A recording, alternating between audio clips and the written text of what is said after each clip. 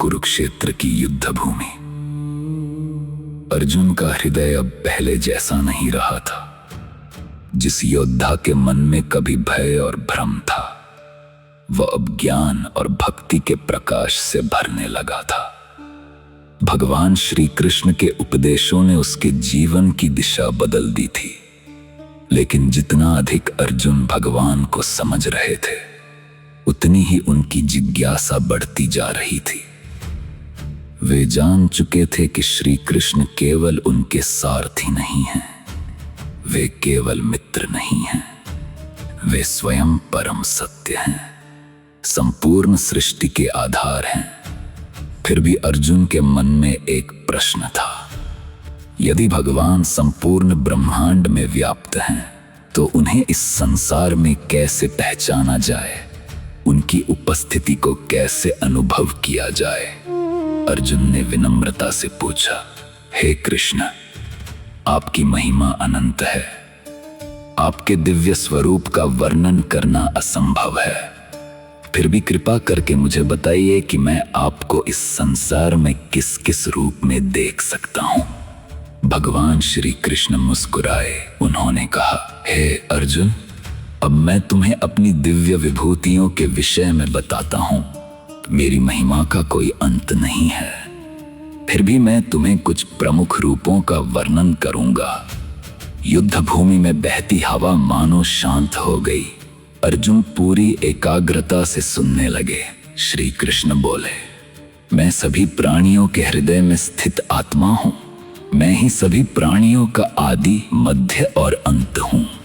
अर्जुन के भीतर एक अद्भुत अनुभूति जागी। भगवान आगे बोले, आदित्यों में मैं विष्णु हूं, प्रकाशमान वस्तुओं में मैं सूर्य हूं, नक्षत्रों में मैं चंद्रमा हूं, वेदों में मैं सामवेद हूं, देवताओं में मैं इंद्र हूं, इंद्रियों में मैं मन हूं, और प्राणियों में मैं चेतना हूं। अर्जुन मंत्रमुग्ध होकर सुन रहे थे। श्री कृष्ण ने आगे कहा, रुद्रों में मैं शंकर हूँ, यक्षों और राक्षसों में मैं कुबेर हूँ, पर्वतों में मैं सुमेरु हूँ, जलाशयों में मैं समुद्र हूँ, ऋषियों में मैं भृगु हूँ, शब्दों में मैं ओम हूँ, यज्ञों में मैं जप यज्ञ हूँ। भगवान का स्वर गंभीर और दिव्य था। वृक्षों में मैं पीपल हूँ, देवर्षियों में मैं नारद हूँ, गंधर्वों में मैं चित्ररथ हूँ, सिद्ध पुरुषों में मैं कपिल मुनि हूँ। अर्जुन अब समझने लगे थे कि भगवान केवल किसी एक स्थान पर सीमित नहीं है।